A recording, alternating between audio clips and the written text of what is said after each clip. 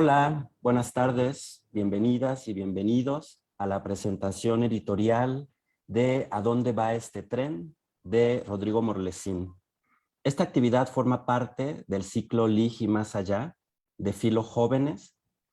Muchas gracias a la Feria Internacional del Libro de Oaxaca y a Nadia López por la invitación para poder acompañar a Rodrigo en esta conversación.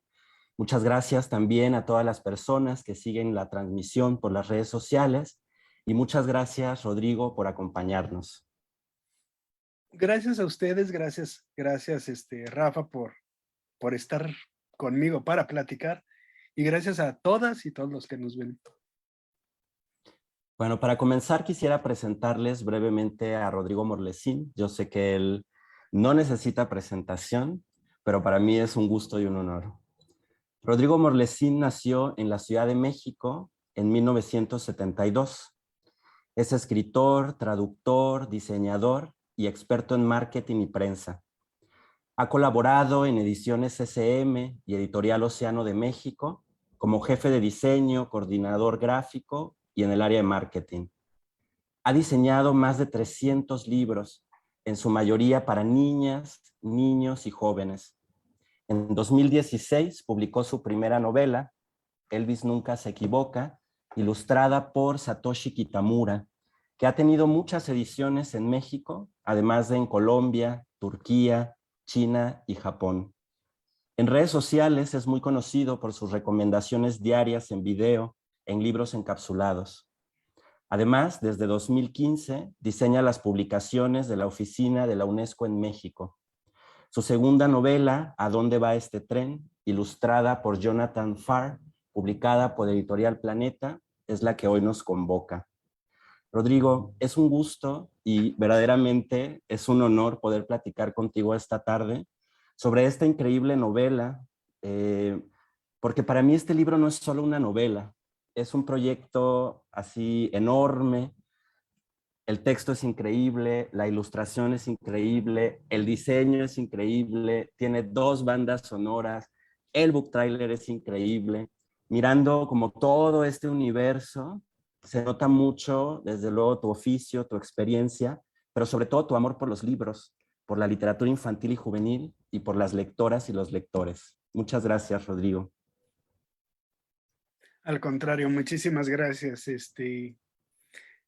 No sé si les pasa a ustedes, pero a veces imaginas una historia o un suceso y no solo ves ese suceso, sino ves otros sucesos que les acompañan y es lo que me pasa a mí, ¿no? Dicen que el oficio de escritor es un oficio solitario, pero no me pasa eso.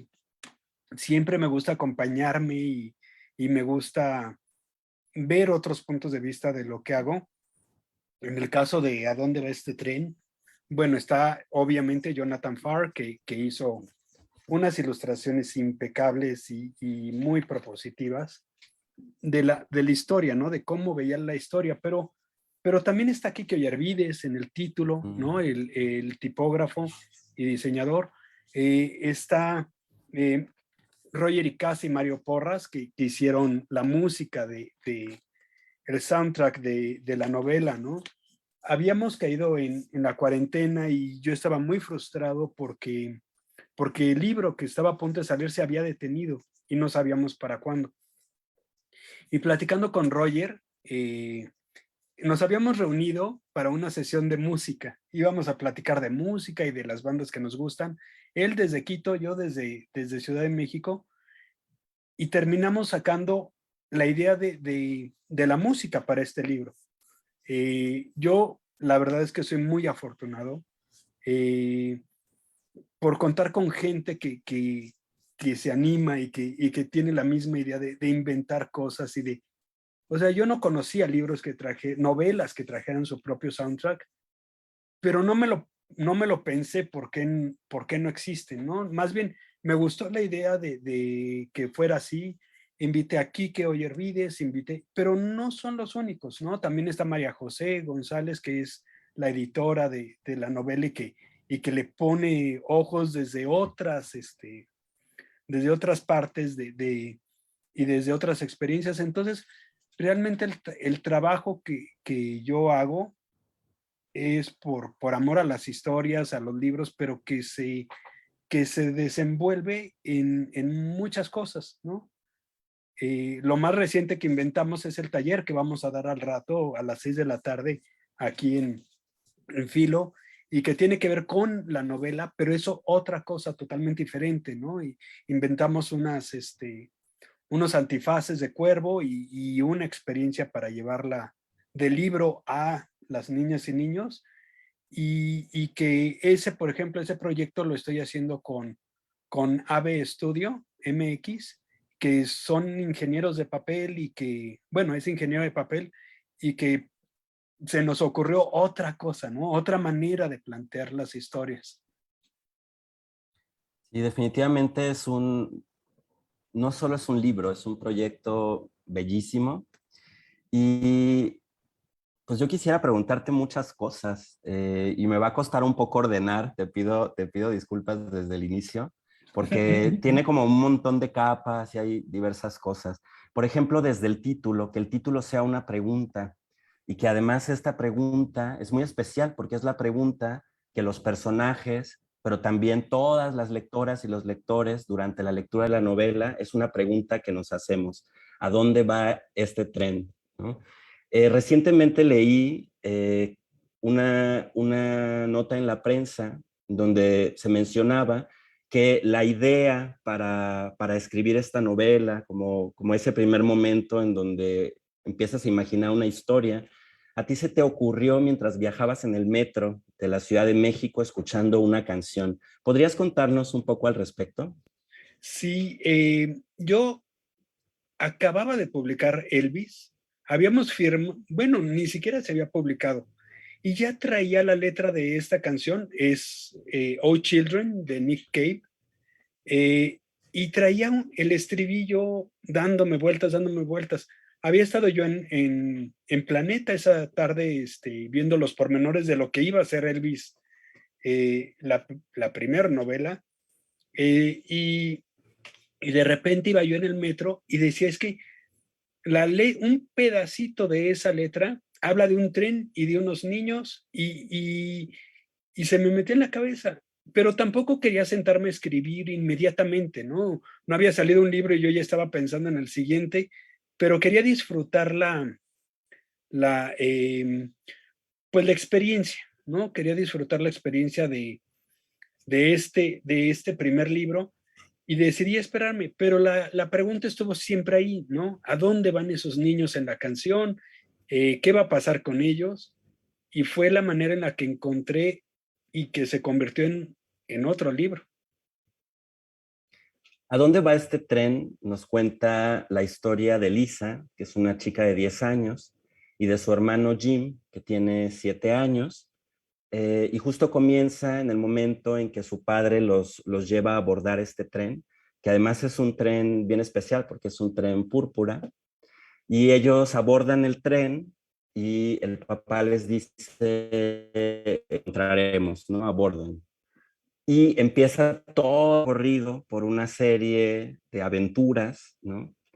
Eh, y algo que a mí me llamó mucho la atención desde el primer momento, y desde luego la ilustración de Jonathan Farr, potencia de manera increíble esta situación, es la atmósfera en la que ocurre el lugar, ¿no? Se mencionan, por ejemplo, muchos colores, y aunque la ilustración es blanco y negro, ¿no? Uno tiene como este contraste entre luz y oscuridad, durante todas estas aventuras que Lisa y Jim viven en su recorrido por el tren, amanece y anochece, y uno nunca sabe exactamente cuántos días han pasado. Hay como una mezcla entre lo onírico, no sé, esa atmósfera me parece muy especial. Desde luego también el espacio en el que se presenta, ¿no? Esta idea de abrir un vagón y encontrarte una sala de baile, abrir un vagón y encontrarte una biblioteca extraordinaria o una selva, ¿no? ¿Cómo fue la construcción de estos espacios? ¿Habías imaginado, tenías una idea? ¿Cuántos vagones creaste? ¿Cómo fue esta arquitectura en la que nosotros conocemos la aventura de Lisa y de Jim. Bueno, en realidad es que como escritor lo que más disfruto es descubrir, ¿no? No soy un escritor que hace una arquitectura o un esqueleto de la historia, sino que empiezo de un punto en específico, ¿no? Un momento, un instante dentro de la historia y dejo que los personajes me cuenten y que el viaje inicie, ¿no? Tal cual. Entonces, para esta novela yo tenía esta idea de Jim y Lisa abordando el tren y luego escribí un par de capítulos y empecé a tener miedo de que se volviera la novela más aburrida del mundo, porque por dentro los trenes son muy iguales, ¿no? No hay grandes cambios si es el vagón dormitorio o si es el comedor. Hay 3, 4, no sé cuántos tipos de vagones, pero no son demasiados. Pero cuando de repente Jim y Lisa llegan a la puerta que tiene grabado un león, Ujú. la abren y se encuentran con el salón de baile, me asombré muchísimo, porque al entrar con ellos al salón era enorme, ¿no? Y dorado y festivo, y la música y la bebida y la comida, todo era una fiesta, ¿no? Entonces ahí descubrí que el tren en el que estábamos era muy peculiar, ¿no? Y después llegamos al vagón de biblioteca, que es solo sobre libros para niñas y niños, y eso me emocionó muchísimo. Y entonces empecé, y que esa biblioteca no se le ve el techo, ¿no? Es tan alta y tiene tantos pisos con tantos libros que, que es difícil verle el fin, ¿no? Y en ese sentido me di cuenta que no solo el tren me tenía muchas sorpresas, sino que no tenía nada de aburrido, ¿no? Me divertí mucho inventando palabras, por ejemplo, en los frascos del gabinete, todas las palabras que tienen los frascos y todo ese misterio que tiene, pues me dediqué a inventarlo y disfruté muchísimo porque fue como un trabajo muy imaginativo y que me llevó como por muchos caminos que yo no me, ni siquiera yo me había planteado, ¿no? Por ejemplo, en el vagón gabinete hay frascos, ¿no? Y uno de ellos contiene un huracán adentro y que cuando Lisa lo toma empieza a vibrar el cristal, parece que se va a romper el cristal de, de, de la vibración que hay dentro, tiene su tormenta dentro, sus rayos, todo se mueve, pero está contenido en eso. Entonces, me pareció mágico poder inventar como desde muchos niveles. Y además ya me gustaría también preguntarte por como una mirada bien especial por ciertos detalles, ¿no? Cosas así, detalles en la historia que cobran como cierta relevancia. Pero ahora que estabas hablando de cómo tú mismo al escribir fuiste más que inventando, quizá descubriendo también estos vagones y maravillándote como de estos detalles. Quizá para muchas personas en México no, la experiencia de viajar en tren no nos es tan cercana. Eso también es algo bien interesante de nuestra lectura en la novela, pero así como en esta novela los personajes abren una puerta y descubren un vagón que es un salón de baile, o descubren un vagón que es una biblioteca increíble, o incluso una selva, me gustaría invitar a las personas que nos acompañan a que nos cuenten en las redes sociales, a que abran una puerta y se encuentren con un vagón de este tren y nos cuenten qué hay en ese vagón, cómo se imaginan que es uno de estos vagones, porque también los personajes y en el libro se menciona, ¿no? Que parece que es un tren infinito, muy largo, ¿no? Y creo que es interesante que cada vez que un chico, una chica, una persona lea este libro, puede agregarle un vagón imaginario. Y en ese sentido sí es un tren infinito, podría ser un tren infinito. Entonces, a mí me encantaría que las personas que estén siguiendo la transmisión nos ayudaran a seguir construyendo este tren y estas aventuras de los personajes. Eh, Otra cosa que a mí me llamó mucho la atención son justamente los personajes que, que Lisa y Jim se encuentran en este espacio, ¿no? Por ejemplo, el revisor, y ahí hay un detalle, un tatuaje muy, muy particular, ¿no? Otros personajes como Lady Isar, ahí está el tatuaje, como Lady Isar, Lady Orson, la bibliotecaria, ¿no?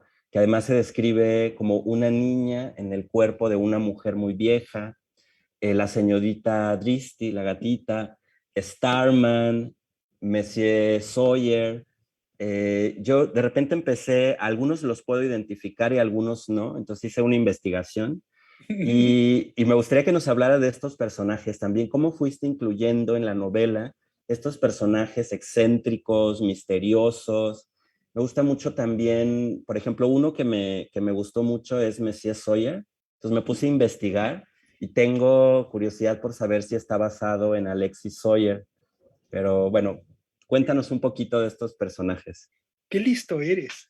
Sí, hay personajes que están ligados a personajes reales, a personas que, que, en su, que en su vida y en el tiempo que les tocó vivir tomaron gran relevancia, ¿no? Messier Sawyer está inspirado en el chef Sawyer que siendo francés durante la guerra alimentó a muchísimos pobres en Inglaterra, ¿no?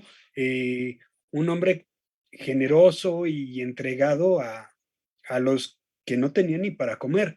Y me parecía que era increíble porque este tipo de personas deberían de estar en los libros de historia, no los que hicieron la guerra, sino los que ayudaron a hacer esa etapa un poco más habitable el mundo, ¿no? Entonces, para mí era importantísimo, ¿no? Otro personaje que existió es Starman, ¿no?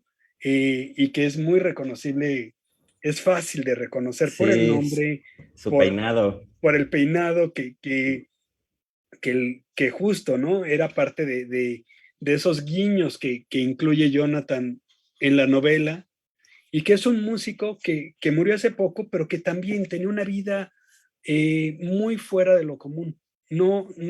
Ni siquiera alcanzan las palabras para describir lo que David Bowie logró y lo que hizo con su vida, ¿no?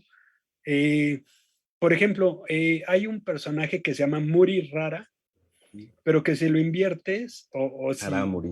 es Raramuri y es una mujer Raramuri, pero que es una hechicera. Y ese capítulo lo pensé porque tomando un curso de seguridad en mi trabajo, nos hablaban de el medio de fortuna, que son todos esos elementos cotidianos como este cordón y que lo usas para parar una hemorragia o el suéter lo usas para que alguien no se asfixie. Todos esos objetos que usas para salvar una vida. Entonces, me había gustado mucho la frase media de fortuna porque inmediatamente me imaginé a una medium y a una mujer que te lee la fortuna. Y esos dos personajes los uní y que tiene algo de circense y algo de misterioso y algo de futuro de que no sabes si es verdad o es mentira lo que estos personajes te dicen. Pero estaba yo en mi curso de seguridad y yo anotaba y creían que estaba anotando la información que nos estaban dando para ser mejores personas en caso de un accidente y yo en realidad estaba apuntando las ideas para este capítulo. No sé si eso me convierte en peor persona, pero, pero, pero no podía evitarlo. Realmente Medio de Fortuna era increíble porque de alguna manera ese juego de palabras entre el sentido real, que es para salvar una vida, y el sentido ficticio que yo le daba, que era la que te tira la suerte o la que te lee el futuro, en la novela cumple ambas misiones, ¿no? El personaje. Entonces, te digo, fue como un viaje muy imaginativo y muy divertido de recorrer. Un personaje por el que me gustaría preguntarte especialmente, porque desde luego hay muchísimos, y eso despertó como mi curiosidad, investigué de varios, pero uno del que me gustaría preguntarte es sobre la bibliotecaria, Beta, y mostrarles también como la ilustración, una de las ilustraciones, también es estos detalles con las historias infantiles, juveniles, ¿no? Y me llamó mucho la atención este personaje por algunas cosas que le dice a los niños. Por ejemplo, esto. Los libros no solo sirven para entretenernos y para contarnos historias fabulosas, también nos traen recuerdos, son espejos de nosotros mismos, y los cuentos más inocentes pueden volverse los más terribles dentro de nuestras propias historias. Y me gustaría preguntarte sobre este proceso de escribir esta novela. ¿Qué recuerdos te trajo a ti mientras escribías esta novela? Y preguntarte si para ti esta historia es inocente. No. Te cuento, cuando yo era niño, vivíamos juntos mi papá, mi hermano y yo, y no había suficiente dinero para comprar libros, ¿no? Teníamos a duras penas para lo cotidiano y no había dinero para libros.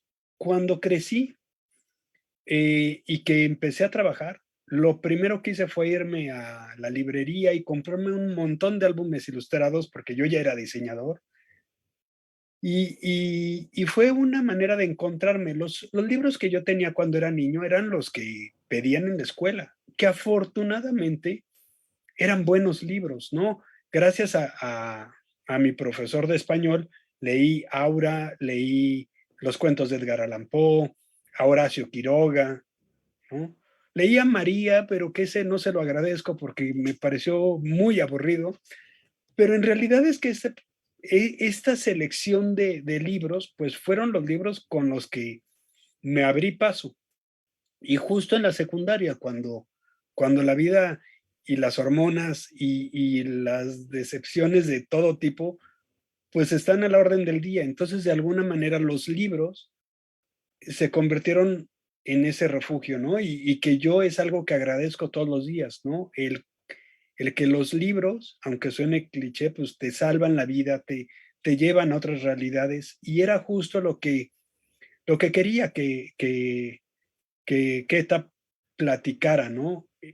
A veces las historias que parecen tranquilas, inocentes y pintorescas, en realidad esconden monstruos enormes, ¿no? El otro día platicando con una escritora ilustradora colombiana, Valentina Toro, ella hizo un libro sobre monstruos, pues una niña y su monstruo, que se llama Mi monstruo y yo. Y yo le decía que los monstruos de la imaginación están hechos para combatir los monstruos de la realidad. Y cuando dije esa frase me quedé helado. No la pensé, no la escribí, no la estructuré, ¿no? Pero me parecía muy cierta y muy potente el que los libros y los monstruos de la imaginación combaten a los monstruos de la realidad que a veces es sobrecogedora y a veces nos rebasa, ¿no? Y no sabríamos qué hacer sin estos monstruos que nos ayudan a hacer del día a día mucho más llevadero. Seres fantásticos y monstruos cotidianos. Algo que me gusta mucho de los personajes y de algunas situaciones en la novela es justo como aparentemente, por ejemplo, el revisor, ¿no? Que me va a costar un poco hablar de la trama porque no quiero revelar spoilers, pero bueno, esto creo que está bien, ¿no? Como el revisor empieza siendo un personaje del que Jim, o sea, se esconden de él, ¿no? Porque tienen miedo, en fin, y sufre una transformación este personaje. La situación con los lobos, ¿no? Ciertos vagones que aparentemente son, por ejemplo, la selva, que primero es deslumbrante, y luego cómo salen de ahí, ¿no? O sea, cómo todo el tiempo nos sorprende, todo el tiempo se van transformando.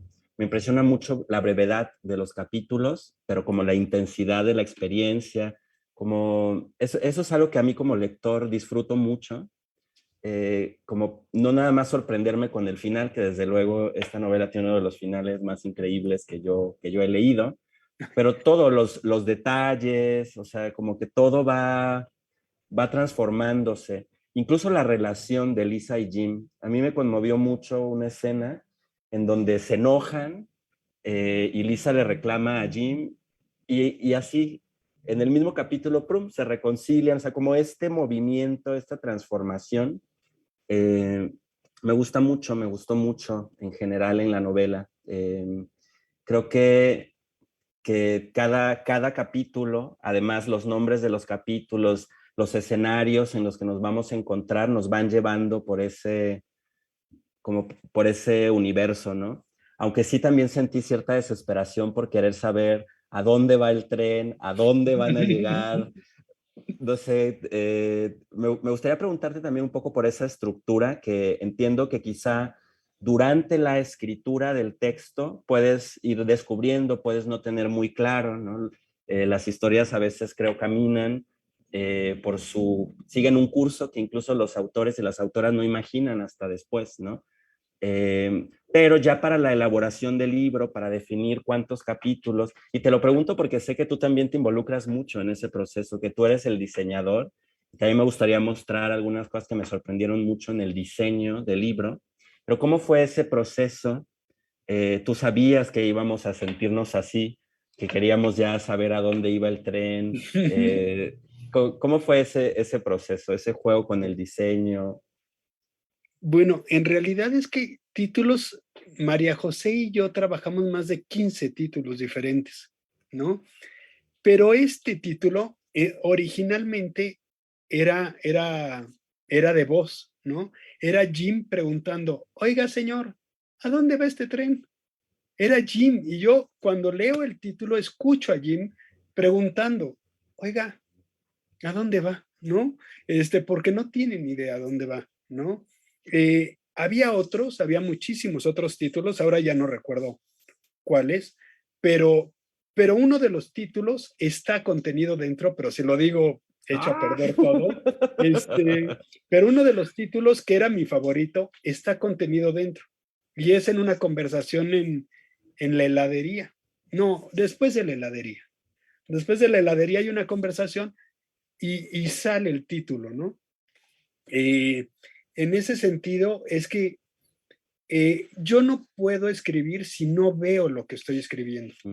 Suena muy cucu, yo lo sé, suena muy cucu, pero si yo no me subo al tren, si no veo el vapor del tren, si no veo los asientos y el terciopelo y la madera recién lustrada del tren, me es muy difícil escribir, ¿no? Entonces, en ese sentido, yo solo soy un cronista de lo que sucede frente a mí, y al mismo tiempo es que el diseño lo voy viendo de esa manera, ¿no? Por ejemplo, las páginas que tienen fondo negro o las páginas que tienen fondo muy blanco, ¿no? Como por ejemplo esa, ¿no? La frase, a ver, léete la frase que dice ahí. Y un denso silencio habitó todos los rincones del tren. Entonces, y tiene una contraparte, ¿no? Ya hacia en el capítulo 8, esa misma frase tiene lo suyo, ¿no? Tiene Mm. una página negra con una frase similar y con un sentimiento también similar, ¿no? Per- Eh, Perdonen mis post-its, pero... y las moscas. Ujú. Ese capítulo lo escribí después de escribir la novela. ¿A qué me refiero?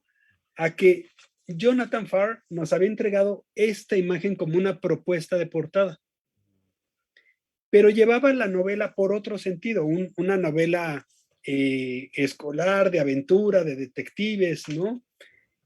Y decidí escribir, me encantaba la imagen, y decidí escribirle su propio capítulo, y que al final resultó como de los capítulos más impresionantes, Y dentro de ese capítulo está esta página negra, ¿no? Y dice, y Lisa se dejó devorar por la negrura, tan fría y absoluta.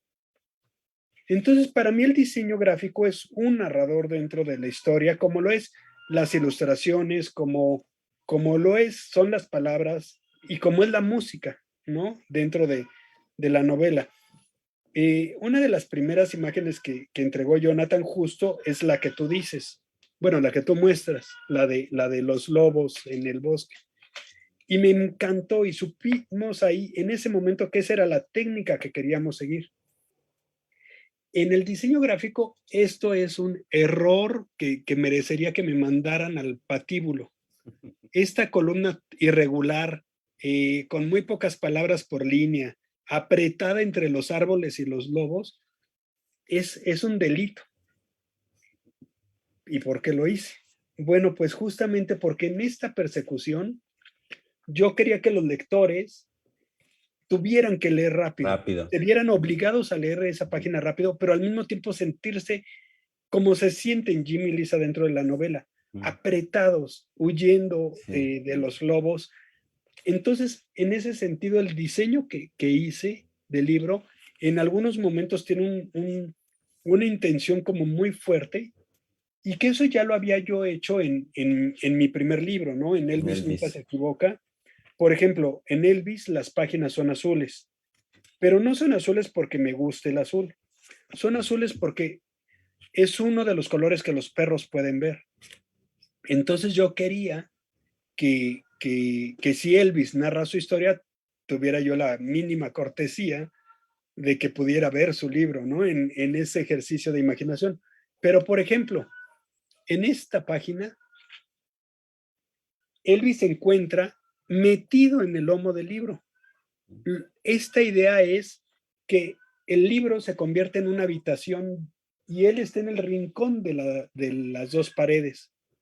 Tú eres la otra pared, ¿no? Tú estás frente a él viéndolo y justo la tristeza que siente Elvis al estar arrinconado, para mí era importante como mostrarla. Claro, en este libro, al ser como para niños un poquito más grandes y con textos más desarrollados, pues me dio también la oportunidad de explorarlo más, ¿no? Esa primera Mm. idea, ¿no? Sí, me recordó un poco esta.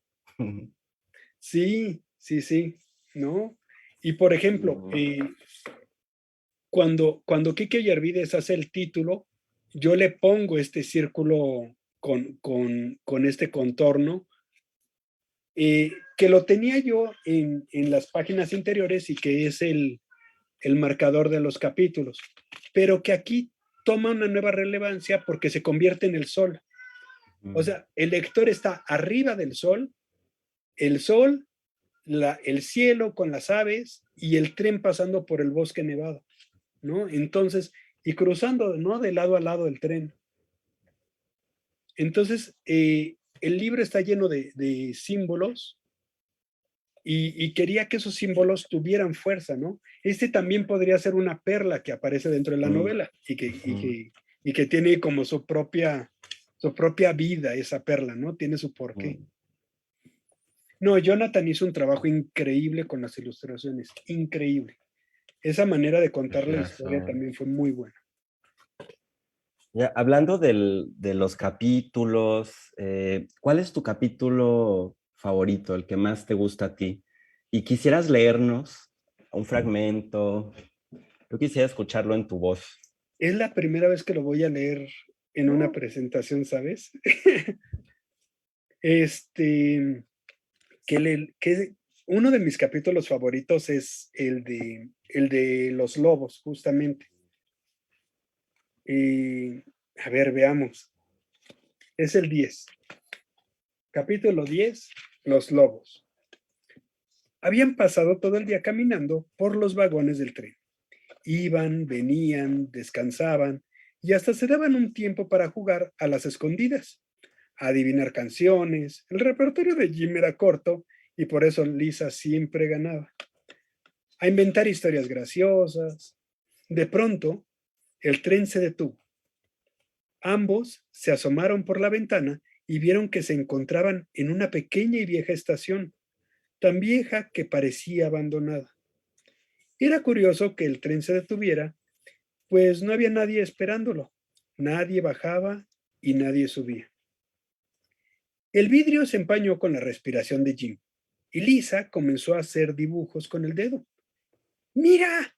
¡Hay alguien! Gritó el chico y echó a correr por el pasillo. Lisa trató de alcanzarlo, pero Jim estaba demasiado entusiasmado y no la escuchaba. En un momento, ella se estiró para tomarlo del brazo, pero él ya había dado la vuelta a la izquierda y cuando Lisa lo vio, se encontraba parado en un cúmulo de nieve sobre el andén de la estación. ¡Ey! ¡Vuelve acá! Le gritó a su hermana.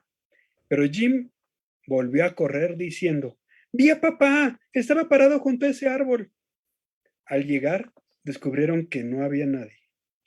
Así que comenzaron a caminar entre los árboles. Jim jugaba con la nieve mientras Lisa hacía nubes de vaho con su respiración, las cuales se desvanecían con rapidez. Al verla, Jim arrojó una bola de nieve contra las ramas de un pino, pero no alcanzó ni a tocarlo. ¡Mira! ¡Soy un dragón, como el de San Jorge! Yo soy el tren, respondió su hermana. ¡El tren! Gritaron al unísono, cuando vieron que los vagones comenzaban a avanzar a su lado. ¡Corre, Jim! ¡Tenemos que subirnos! Los hermanos emprendieron la carrera para alcanzar alguna de las puertas. 1, 2, 3. Las puertas pasaban a su lado cada vez más rápido. 4, 5, 6. Pasaban de largo. 7, 8, 9. Hasta que no quedó ninguna y vieron cómo el tren se hacía cada vez más pequeño. Con la respiración entrecortada, se dejaron caer sobre la nieve y Lisa comenzó a llorar con rabia. ¿Por qué te bajaste del tren? Es tu culpa. Si no te hubieras bajado, no estaríamos aquí, le reclamó a su hermano. Jim comenzó a llorar en silencio. Era una mezcla de sentimientos. Ella jamás le gritaba. Además, ni siquiera sabía dónde se dirigía el tren. Y lo peor de todo, a pesar de estar con Lisa, tenía una enorme sensación de abandono. Ese llanto había sido reprimido desde que subieron al tren y ahora era una tormenta incontrolable. Lisa se puso de pie y comenzó a caminar. Anda, tenemos que alcanzarlo. Con suerte se detendrá más adelante y podremos subir de nuevo. Jim se puso de pie, se sacudió la nieve de la ropa y caminó alejado de su hermana. Ambos siguieron el trazo de las vías del tren. No se hablaron durante el camino. El silencio era absoluto. Ni las aves ni el crujir de las ramas, solo el sonido tedioso de sus pasos contra la nieve rompía el silencio. No notaron que el paisaje se iba llenando de pinos, forrados de blanco hasta que se encontraron en medio del bosque. Lisa se detuvo cansada de caminar. La nieve le llegaba a las pantorrillas y volteó buscando a Jim. Detrás de ella no había nadie. El corazón se le detuvo por un instante y un sudor helado le recorrió todo el cuerpo. ¡Jim! Su voz se entrecortaba. ¡Jim! ¡Jim! Volvió a gritar llena de miedo. ¡Ya voy! Se oyó la voz del pequeño mientras aparecía detrás de una colina de nieve. Lisa corrió y lo abrazó. Era un alivio saber que no le había perdido. Perdón por enojarme contigo, no fue tu culpa, le dijo mortificada. Sí, fue lo único que dijo Jim, que se sentía muy triste. ¿Crees que alcanzaremos el tren? Le preguntó con cierta derrota. Lo vamos a intentar. Anda, sigamos. Continuaron caminando, pero ahora uno al lado del otro. La tristeza que ambos sentían se derritió cuando Lisa le arrojó una bola de nieve a Jim. ¡Oye, eso es trampa! ¡Me las vas a pagar! Y comenzó a corretear a su hermana para lanzarle una bola de nieve que se estrelló en su cara. Ambos se echaron a reír y Lisa arremetió con una nueva carga que le dio en el hombro a Jim. Tenía los cachetes y las manos y la nariz rojos por la batalla. Jim se lanzó contra su hermana y la derribó sobre la nieve. El estómago le dolía de risa cuando notaron en el ambiente un ruido gutural y constante que hizo que se detuvieran en seco y dejaran de reír. Voltearon con lentitud a donde provenía el ruido. Una manada de lobos estaba a unos 10 metros de ellos. Gruñían mostrando los colmillos. El lobo más grande se les acercó sigiloso mientras estaban aún tirando de la nieve sin salir de su asombro. Lisa se levantó poco a poco, tomó de la mano a Jim y ¡corre!, gritó aterrada. Más que correr, Jim era arrastrado por su hermana. Trataba de seguirle el paso, pero tropezaban con sus propios pies. La manada echó a correr detrás de ellos. Iban sin rumbo entre los árboles sin voltear atrás. Los lobos estaban a unos cuantos pasos de los chicos y los gruñidos se escuchaban claros y fuertes. De pronto, Lisa tropezó con una rama seca y Jim la ayudó a levantarse mientras veían a la manada acercarse. Por momentos, Jim se rezagaba y podía sentir el aliento de los lobos en la espalda.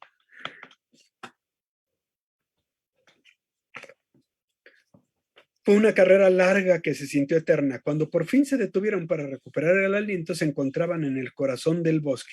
Habían perdido el rumbo, no se veían las vías del tren por ningún lado y sintieron pánico. Había árboles por doquier, árboles tan altos que bloqueaban la luz del bosque. Se habían convertido en un lugar siniestro y oscuro. Resultaba difícil distinguir las siluetas de los troncos.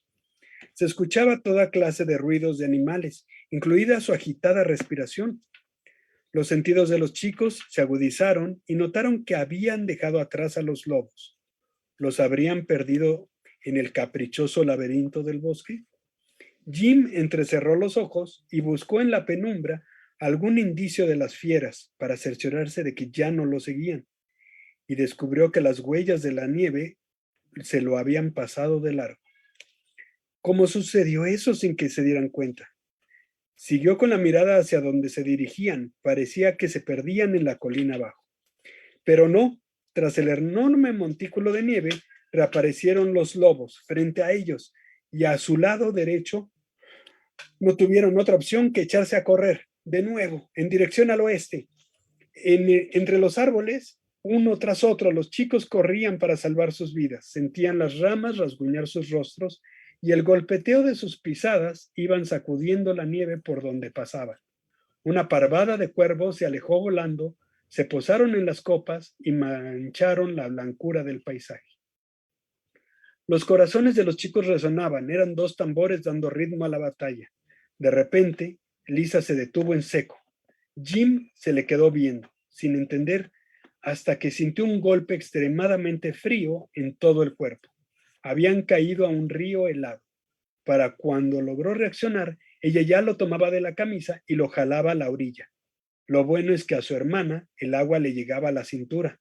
Lo malo es que a él le llegaba al cuello. Lo peor es que el agua tenía unas finas capas de hielo. Avanzaron con dificultad unos 5 metros hasta llegar a la orilla. El río detendrá a los lobos, dijo Lisa con confianza. Como respuesta sintió que Jim jalaba la manga de la blusa. Volteó a ver lo que él miraba tan atento. Los lobos estaban retrocediendo y en cuanto vieron al macho alfa saltar, supieron que no tendrían problemas en llegar hasta ellos. Así continuó la persecución. Corrían por instinto, el vaho salía por instantes de sus bocas. Ninguno de los dos sentía las piernas, en parte por el frío y en parte por el enorme esfuerzo. Cuando de pronto vieron frente a ellos, aunque un poco lejos, un rayo morado que atravesaba el horizonte. ¡El tren!, gritó Jim casi sin aliento. Un poco más, sacudió Lisa a su lado. Como un milagro, sus piernas recobraron energía y avanzaron hasta situarse al lado del tren, que se movía a velocidad media. Lisa vio cómo los vagones rebasaban, pero esta vez no los dejarían escapar. La oportunidad saltó con la fuerza que le quedaba y alzando los brazos logró sujetarse del tubo de la escalinata y jaló su cuerpo sin perder de vista a Jim, que aceleró para lograr tomar la mano de Lisa. Con gran esfuerzo se sujetaron y cayeron sobre los escalones del tren con la respiración entrecortada.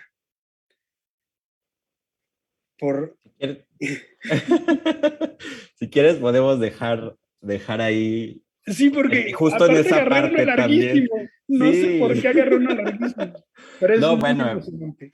es un placer escucharte, y me da mucho Nunca lo gusto había leído en voz alta. que esta presentación sea un primer momento. El asilo es un Gracias. lugar donde pasan muchas primeras cosas y nos están llegando algunos comentarios y me gustaría que los escucharas. Por Perfecto. ejemplo, Renata Maldonado dice, no había conocido un escritor al que le importara tanto la historia como el diseño que tiene el libro. Qué maravilloso. Gracias. Y Dulce Rodríguez nos dice, qué gusto escucharlos, gran acompañamiento de las ilustraciones con la historia. También las ilustraciones de Jonathan definitivamente contribuyen a la atmósfera, a la velocidad, ¿no? Son ilustraciones como muy interesantes, muy increíbles. Y también yo había escuchado que Jonathan tiene una experiencia muy padre con los trenes y su familia, ¿no? Creo que es una... Bueno, es que yo no puedo, o sea, creo que tiene siempre los ilustradores que deben, así, perfectos para la historia, ¿no? Es Satoshi Kitamura y Elvis y Jonathan Farr para a dónde va este tren. También tú eliges cómo llegan los ilustradores a estos libros. Tengo muchísima suerte. Hace muchos años conocí a Satoshi porque lo entrevisté, trabajaba yo en un periódico y lo entrevisté. Yo tenía una columna de libros para niños en ese periódico además. Y nos hicimos amigos y cuando le conté la idea de Elvis Nunca se equivoca, era para que él hiciera un libro. Yo le conté esta idea que era un álbum ilustrado. Me dijo, escríbela tú. Yo no soy escritor, Satoshi, estás loco, ¿cómo crees? Escríbela tú. Yo no la voy a escribir. Si quieres saber de qué se trata esa historia, la tienes que escribir tú. Y él fue el que me dio el empujón a este viaje que ha sido enorme y que no sabría de lo que me estaría perdiendo en la vida si no fuera gracias a Satoshi que me empujó a escribir mi primer libro y que cuando se lo mandé le gustó y me dijo que lo quería ilustrar. Y luego, al momento de buscar ilustrador para a dónde va este tren, pues obviamente teníamos una lista de unos cuantos que nos gustaban, pero platicando con una amiga, con Miriam, eh, me decía, oye, pero ¿no has visto cómo pinta Jonathan? Porque es muy diferente como pintor que como ilustrador. Y me gustó, era justo el estilo eh, plástico y que casi sientes que si le pasas el dedo al libro Mm. vas a manchar vas a manchar el papel. Eh, pero lo que me hizo decidirme por Jonathan es al platicar con él y que me contó que su papá había trabajado en los trenes. Yo necesitaba que la ilustradora o el ilustrador tuviera contacto y hubiera viajado en tren para poder representarlo desde adentro, ¿no? Y no por fotografías.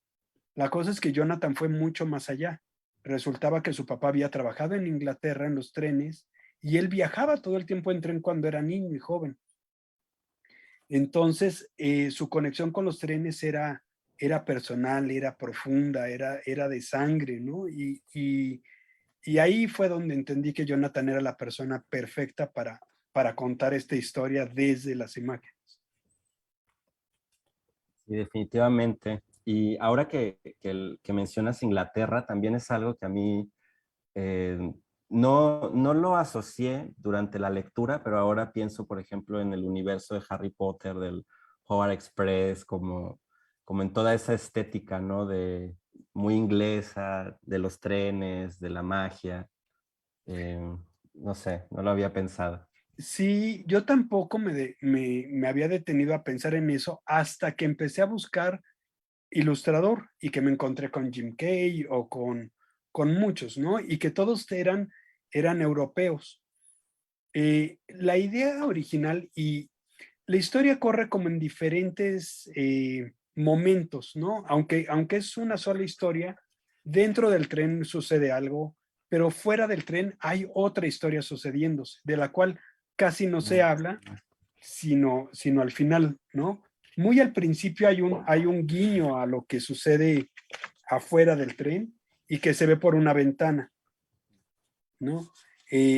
Pero en realidad es que poco se dice de lo que sucede afuera, pero que también es todo un suceso, ¿no? Hay un guiño de Jonathan en una de las ilustraciones, donde te dice qué es lo que habita, el mundo o cómo, la circunstancia en la que se están desarrollando. Pero yo trataba de hacer este tren como una historia, una recopilación de la cultura, del arte, de la ciencia, de la religión, de cualquier parte del mundo.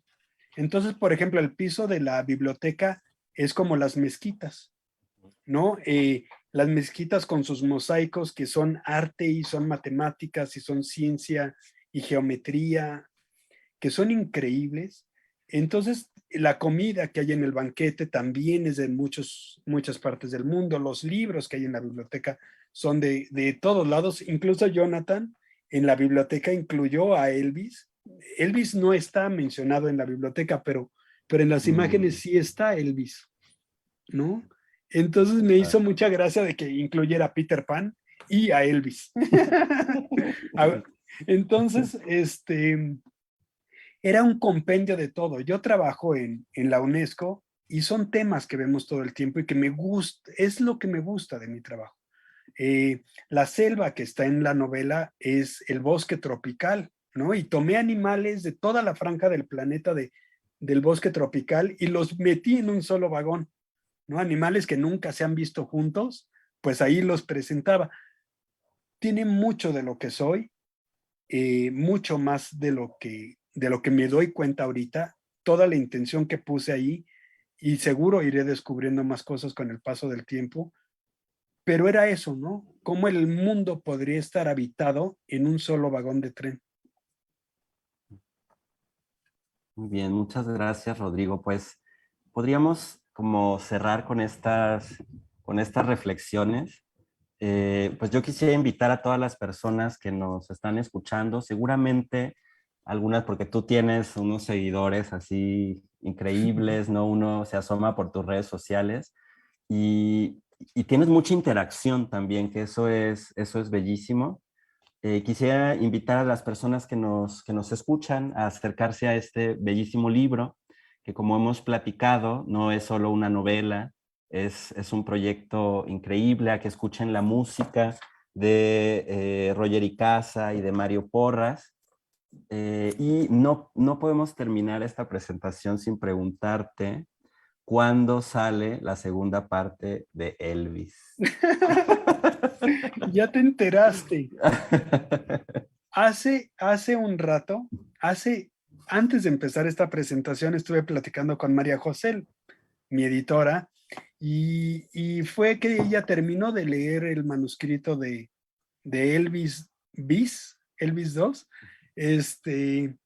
y estamos calculando que saldrá dentro de un año, año y medio, nos encantaría. Pero sí, hay Elvis pata de perro para un buen rato. Muy bien, pues ya escucharon, la espera no va a ser tan larga, creo que ya ha sido. Muchas gracias, Rodrigo. No sé si quieras agregar algo, No, pues algo que se nos agradecerte quede. a ti, agradecer a la feria, agradecer a esos seguidores y esos fans que, no tengo palabras para ellos, ¿no? El que se acerquen en las presentaciones, el que te escriban por redes sociales, el que estén al pendiente de lo que hago, es algo que no tengo con qué pagar y que estoy profundamente agradecido y que si de alguna manera puedo agradecerlo, pues es estando en contacto con ellos. Así que gracias a ustedes, gracias a la Feria de Oaxaca y gracias a todos los que nos vieron y los que nos van a ver en la grabación. Bueno, dice Nadia Newsabi que le mande saludos, que es tu super fan. Nadia, hola Nadia, yo soy tu fan. Bueno, pues muchas gracias Rodrigo, muchas gracias a la Feria Internacional del Libro de Oaxaca, a Nadia por la invitación para estar aquí en esta conversación. Sigan las transmisiones de la feria, sigan la programación de la feria, todavía hay muchas actividades. Nos vemos muy pronto. Muchas gracias. Y al rato hay taller. Ah, el taller de Rodrigo, no se lo pierdan.